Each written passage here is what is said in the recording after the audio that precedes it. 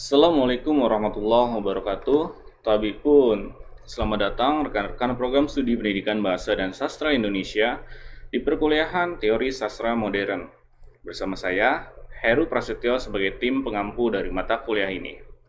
Rekan-rekan, di pertemuan kali ini kita akan meneruskan pembahasan terkait materi psikoanalisis atau psikologi sastra yang dikemukakan oleh Sigmund Freud. Jika kemarin kita membahas terkait dengan bagaimana Sigmund Freud membagi alam kepribadian manusia dari sudut pandang kesadaran, alam bawah sadar, dan alam tidak sadar, kali ini kita akan bahas tipe kepribadiannya yang sangat terkenal, yaitu id, ego, dan superego.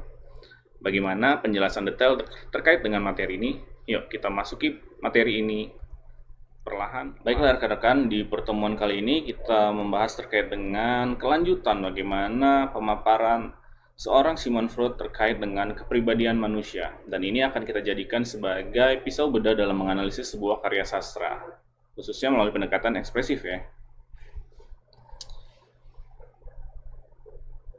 Yap, ini adalah bagian kedua.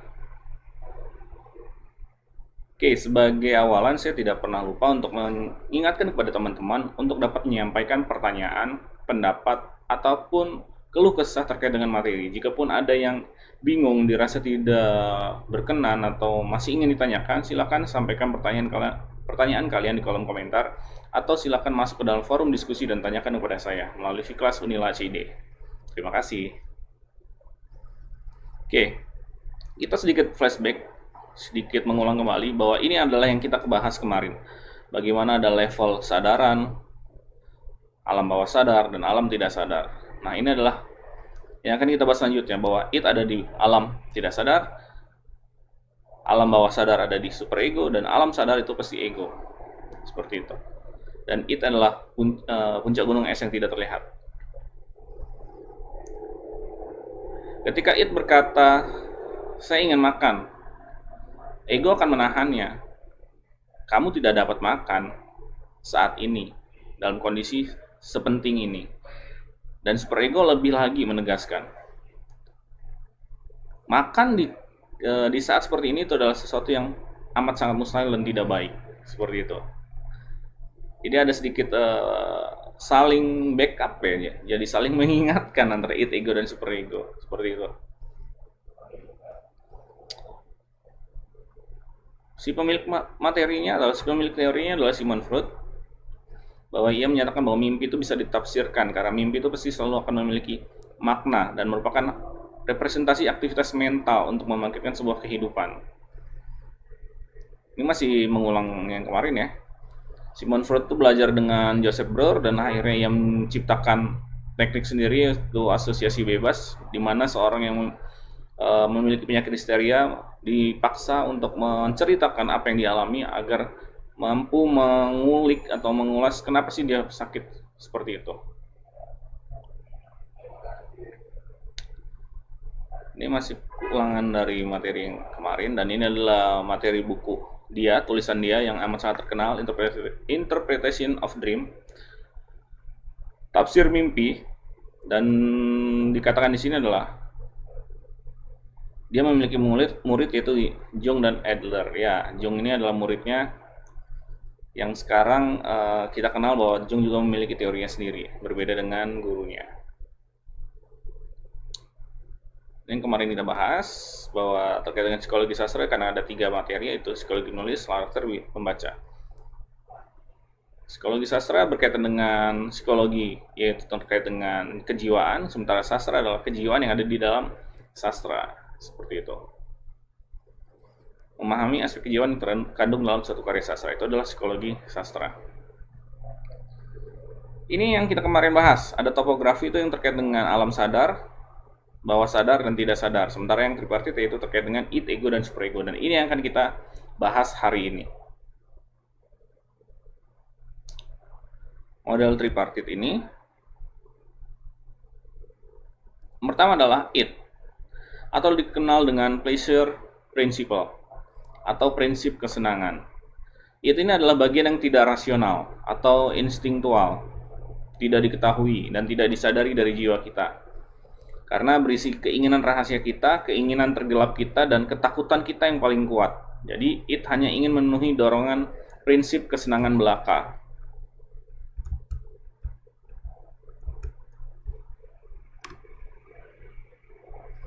Mari kita lanjutkan. Id merupakan sistem kepribadian dasar atau asli dari manusia. Maka tadi di awal kita melihat ya ada percakapan dari id, ego, dan superego. Nah, ini lebih sadar, lebih disederhanakan. Id itu adalah naluri. Saya ingin A, saya ingin itu, saya ingin ini, gitu. Tapi ego yang akan menetralkan, dan superego yang akan mengambil kendali, boleh atau tidaknya. Maka di sini dijelaskan bahwa id sebenarnya adalah representasi psikis kebutuhan biologis, yaitu nafsu dan dorongan emosi. Jadi di dalam itu tuh ada dua hal yang paling penting dalam diri manusia, yaitu ada nafsu dan dorongan emosi. Id juga tidak mempunyai kemampuan untuk menghambat atau memodifikasi dorongan nalurinya, karena itu bekerja secara alamiah. Bahwa ketika kamu melihat di bulan puasa kamu melihat es dugan yang segar, naluri kamu akan berkata, enak nih, harus beli nih. Lalu id mengatakan bahwa disitulah berkembangnya ego dan superego. Nah, ketika naluri itu berkata, ih enak nih, seger nih, tapi ternyata ego mereduksi, jangan, puasanya masih lama, bukanya nanti maghribnya masih jam 6 gitu. Nah, superego menyatakan, sudah, buka saja dengan yang manis, di rumah kan ada teh, akhirnya nggak jadi beli. Jadi id tidak menolerir penumpukan energi yang dapat meningkatkan tegangan organisme atau organisme di sini dimaksud adalah diri atau jiwa manusia. Tegang atau tidak menyenangkan. Misalkan ada suhu, cahaya, bunyi, atau dari dalam itu adalah lapar, haus, dan oksigen. Kalau yang dari luar misalnya suhu, kedinginan, maka ketika kalian kedinginan maka secara otomatis kalian akan mengambil selimut, ngambil jaket, atau minum teh hangat seperti itu. Cahayanya silau gitu, kalian menggunakan kacamata kromatik misalkan, atau bunyi yang keras gitu, kalian pasti akan menutup telinga karena responnya adalah alamiah. Sementara kalau kalian lapar pasti kalian akan langsung mengambil makanan. Respon-respon seperti itu yang dikatakan sebagai aktivitas dari id. Id berusaha mengembalikan ke kondisi semula, mempertahankan konstansi status quo yang ditujukan untuk menghindari keadaan yang tidak menyenangkan dan mencapai keadaan yang menyenangkan atau kelegaan. Makanya tadi dikatakan adalah the pleasure principle. Nah, untuk mencapai maksud tujuan ini ada dua proses yang dijalankan oleh id, yaitu refleks.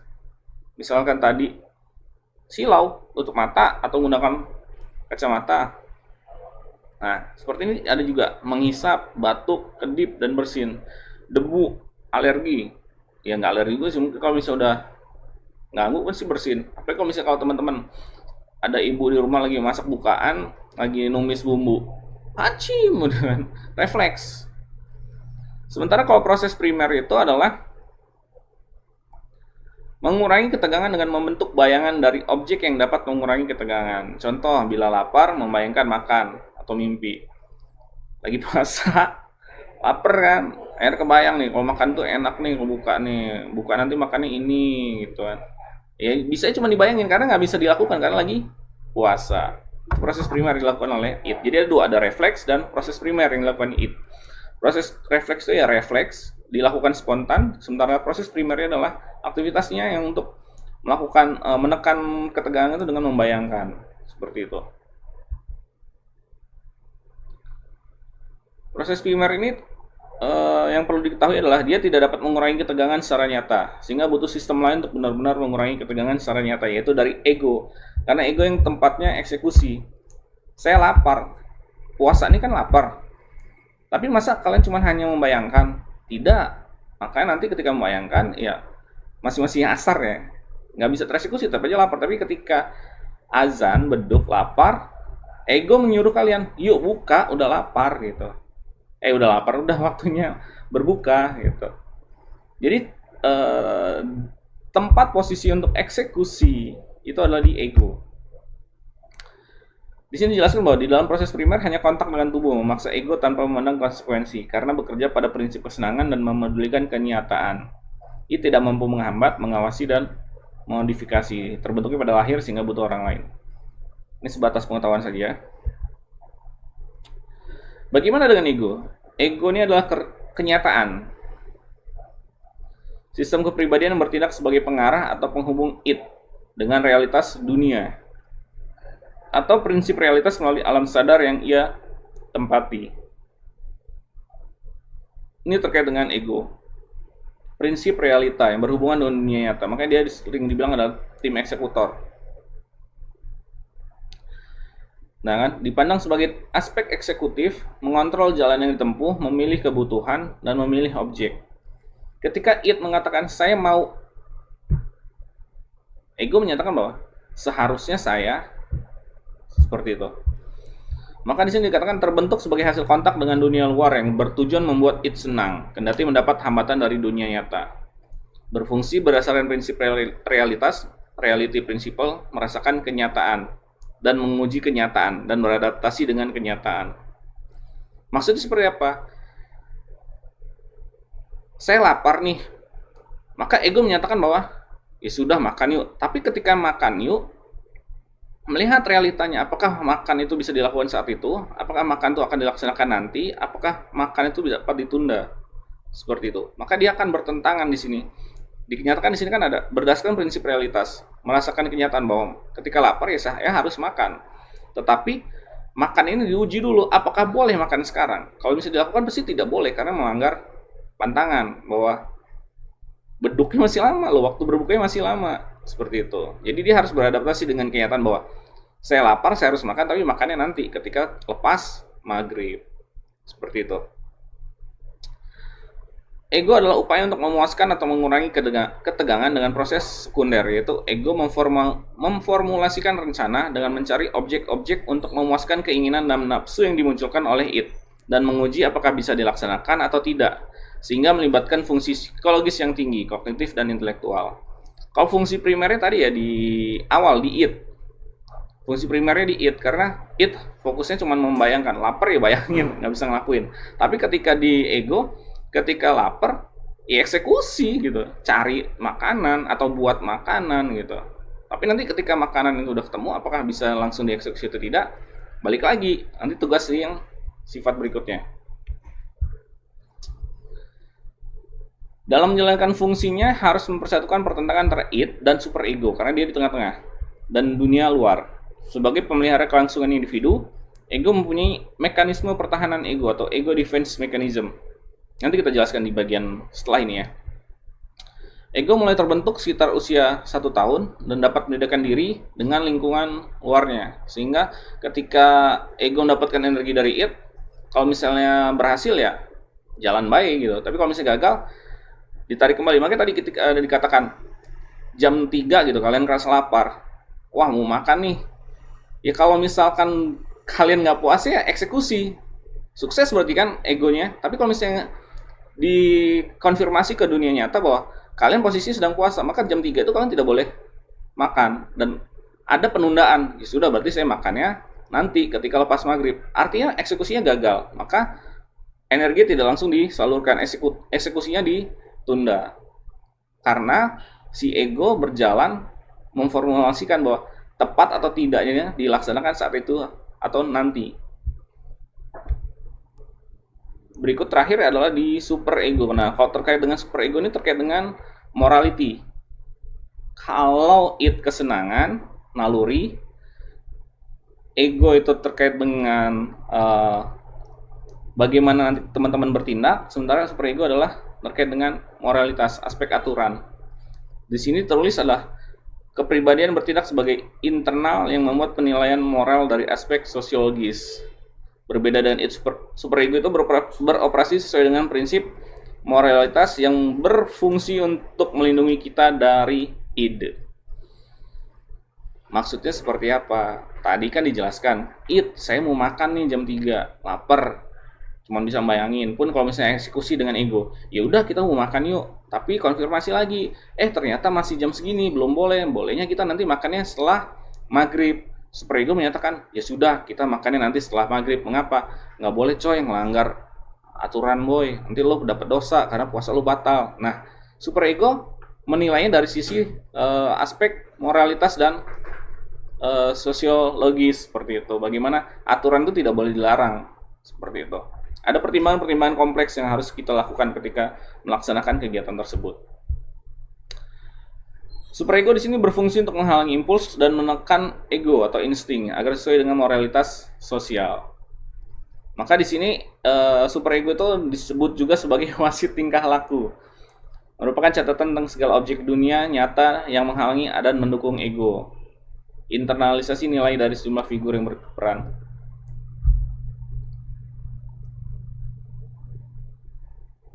Ketika kalian putus sama mantan, ada satu waktu kalian tuh ingin membalas dendam, misalkan dengan sesuatu lah, something gitu, tapi nggak akan kalian lakuin karena ternyata gue nggak rela, gue nggak tega, karena gue sebenarnya masih sayang sama dia. Super ego yang bicara seperti itu. Ketika ingin membalas dendam, siapa yang melakukan, yang bicara? It. Gue mau balas dendam.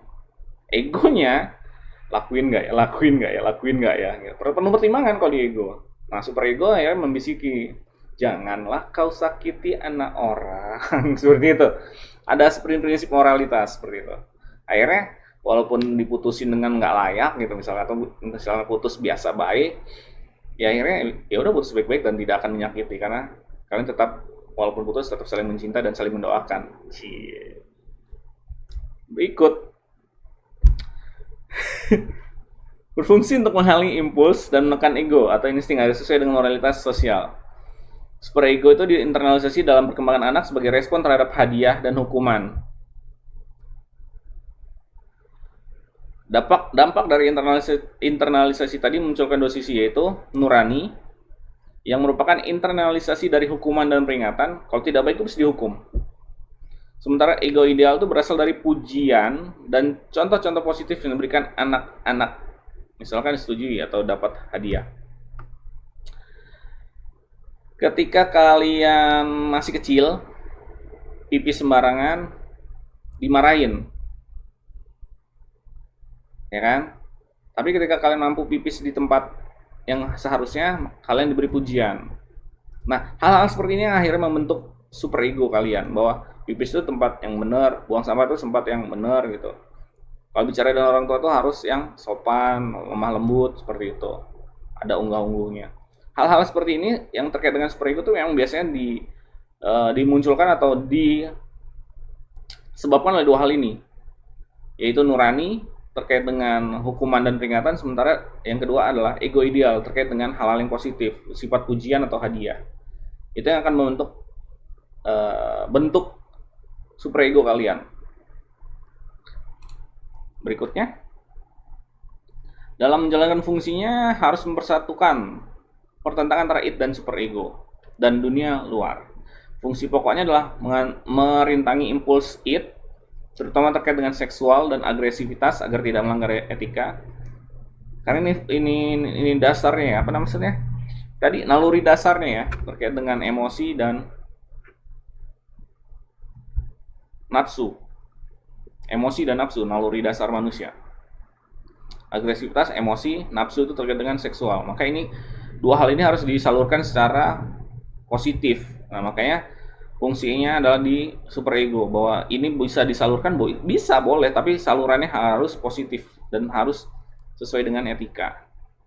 Mendorong ego untuk mengejar hal irrealitas daripada realitas. Mengejar kesempurnaan terbentuk umur 5-6 tahun. Ya, karena proses pembelajaran di situ ya, terkait dengan super ego. Lalu berikutnya dinamika kepribadian. Yang tadi ada insting atau naluri sebagai faktor pendorong atau menentukan arah atau meningkatkan kepekaan. Wujud psikologisnya disebut hasrat atau rangsang jasmaninya disebut kebutuhan. Naluri ini adalah yang menghasilkan energi psikis. Ciri insting atau naluri itu adalah, kalau dari sumbernya disebut kondisi atau jasmania atau kebutuhan, tujuannya menghilangkan rangsangan, yaitu ditandai dengan kembali ke keadaan semula, mengusahakan penyurutan, cenderung mengulang lingkaran ketegangan. Objeknya adalah benda atau kegiatan yang dapat menjembatani antara hasrat dan pemenuhan. Ini sebatas pengetahuan aja. Macam naluri adalah, ini eros terkait dengan kehidupan, bagaimana kalian mempertahankan kehidupan kalian, ditujukan untuk pemeliharaan ego dan pemeliharaan kelangsungan jenis. Jadi kalau ketika ingin bertahan, kalian harus makan, harus minum, harus berketurunan, seperti itu. Ini naluri kehidupan disebut eros. Sementara naluri kematian atau thanatos, naluri kematian ini adalah yang dari luar, ditujukan pada perusakan atau penghancuran yang telah ada kembali ke keadaan anorganis. Arahnya objek luar atau diri sendiri. Contohnya adalah naluri agresif untuk bertahan, survive seperti itu. Itu terkait dengan thanatos. Kalau eros, bertahan hidup dengan cara melangsungkan hidup sesuai dengan standar atau bukan standar ya, apa ya, pakemnya kehidupan manusia. Kalau lapar ya makan, kalau haus ya minum, kalau misalnya ingin beregenerasi harus melakukan pernikahan. Ini terkait dengan distribusi energi psikisnya, ada kateksis untuk yang sesuatu tujuan pemuasan suatu naluri. Kalau dilakukan itu untuk mendapatkan suatu objek, kalau dilakukan oleh ego mengidentifikasi realitas. Sementara kalau kateksis itu adalah daya kekang, dilakukan oleh ego dan superego.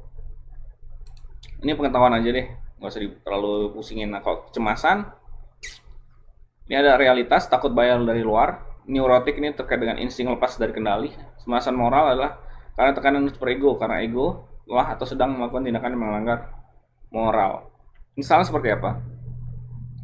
Kecemasan realitas, takut bahaya dari luar yang bersifat nyata. Pulang malam, takut dibegal, takut copet, takut diapa, seperti itu. Sementara neurotik ketakutan bila insting lepas dari kendali. Misalkan kalian jalan baik-baik, cuman sama pacar udah nggak ada komunikasi selama seminggu. Lihat pemikiran dia lagi ngapain, apa dia selingkuh, apa dia tidak sayang lagi sama saya. Cemas, bergolak lah pikiran kalian. Sementara kalau kecemasan moral, ini biasanya udah melanggar etika biasanya. Entah kalian melakukan sesuatu hal yang tidak terpuji atau dan lain-lain ya. Karena biasanya yang melakukan udah ego atau superego seperti itu. Entah kalian melakukan yang tidak senonoh atau kalian melanggar peraturan, mencuri gitu kan, merampas, menjamret gitu. Kecemasan moral berkaitan dengan etika.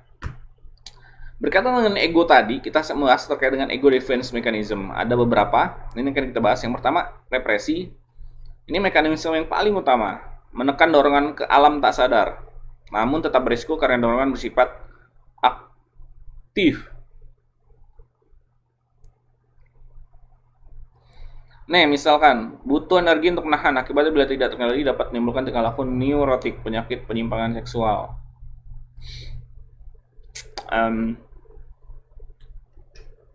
Jelasin nggak ya? Ya kayak misalkan ada teman-teman yang homo, lesbi atau gay, itu kan sebuah penyimpangan ya. Tapi walaupun didorong untuk menjadi normal, itu tidak akan bisa menjadi, agak sulit untuk normal kecuali dari dalam diri dia sendiri, karena memang itu udah jadi insting dia suka sama cowok. Gila ya. Tapi seperti itu, semakin ditekan malah dia akan muncul gitu. Itu represi. Bagaimana dengan sublimasi? Kalau sublimasi ini mengubah atau menyesuaikan dorongan primitif id menjadi bentuk yang bisa diterima masyarakat. Misalkan dorongan seksual itu bisa direalitaskan dengan cara kalian menikah dengan orang yang kalian cintai, atau ketika kalian ingin olahraga lakukan, ketika kalian menginginkan suatu agresivitas ya kalian bisa bergabung dengan taekwondo, karate, dan sejenisnya. Jadi agresivitasnya si it itu, emosinya si it itu bisa tersampaikan, tapi tetap di luar batas-batas norma, tidak melanggar konteks morality yang dibatasi oleh superego seperti itu. Jadi kalau misalnya dorongan seksual dilampiaskan, melanggar atau merasa salah nggak moralitinya superego? Tidak, karena kalian melakukan jalan pernikahan, melampiaskan secara positif. Begitu juga dengan agresi tadi, ya dilampiaskan secara positif lewat olahraga. Bagaimana dengan proyeksi? Proyeksi adalah mengalihkan dorongan atau sikap atau tingkah laku yang menimbulkan kecemasan pada orang lain.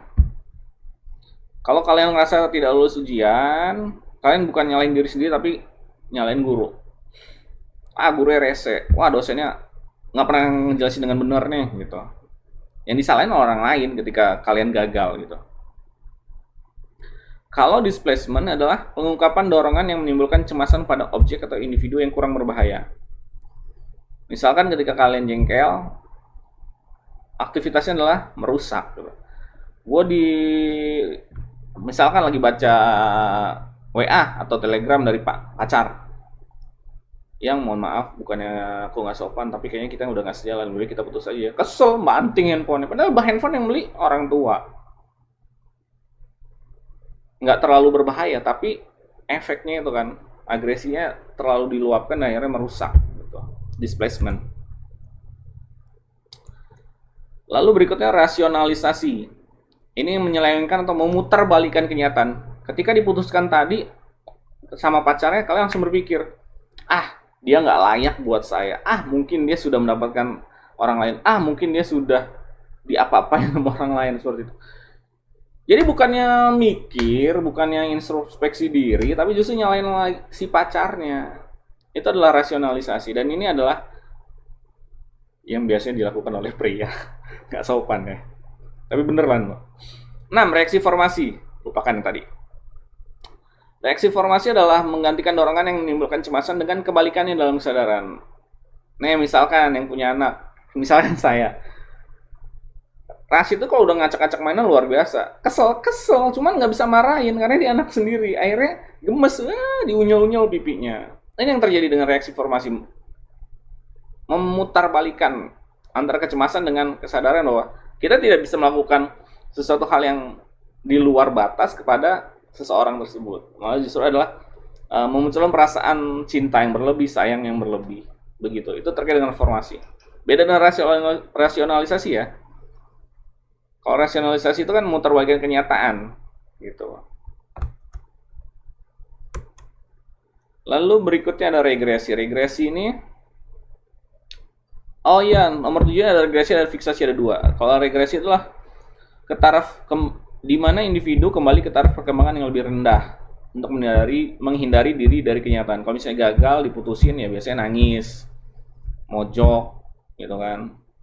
Kalau fiksasi terhenti pada suatu tahap perkembangan karena individu tidak siap menghadapi tahap selanjutnya mengandung kecemasan.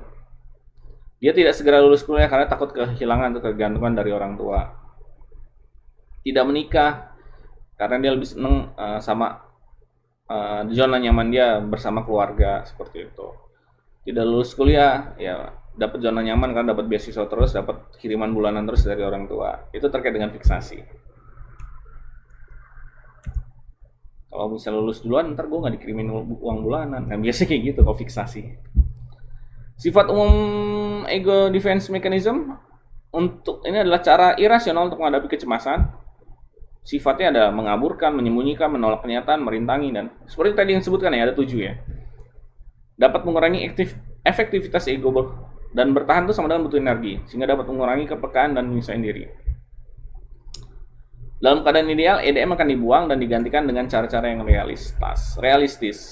Itu terkait dengan teori sastra modern, sesi 5. Mudah-mudahan teman-teman bisa mengikuti dan memahami terkait dengan apa yang saya sampaikan tadi. Pun jika tidak, mohon untuk teman-teman berkenan untuk menanyakan kembali atau mungkin nanti menuliskan di kolom komentar dan akan saya jawab segera. Karena bagaimanapun juga jangan sampai kalian menyelesaikan mata kuliah ini dengan lolos saja, artinya tidak dapat apa-apa. Kalau bisa lulus, dapat nilai, dapat materi, dapat pemahaman gitu. Oke, sekian dari saya dan pesan sponsor. Seperti biasa, tetap patuhi protokol kesehatan, cuci tangan menggunakan sabun di air yang mengalir, menggunakan masker, tidak berkerumun, dan menjaga jarak. COVID masih ada. Oke, sekian pemaparan dari materi kelima ini terkait dengan psikologi analisis atau psikologi sastra yang disampaikan oleh Sigmund Freud. Mudah-mudahan teman-teman bisa paham sehingga nantinya ketika nanti di semester lanjut, teman-teman bisa menggunakan ini sebagai analisis pengerjaan skripsinya. Untuk kalau misalkan selesai dari menonton video ini kalian belum paham, tanya-tanya dan semoga teman-teman bisa menyelesaikan apa yang seharusnya diselesaikan, karena materi ini kalau misalnya tidak tuntas, materi berikutnya akan lebih rumit dan lebih jelimet gitu teman-teman ya. Oke, saya akhiri teman-teman materi hari ini pekan kelima. Terima kasih atas kesetiaan dan kesediaan teman-teman. Saya akhiri. Wassalamualaikum warahmatullahi wabarakatuh. Pamit.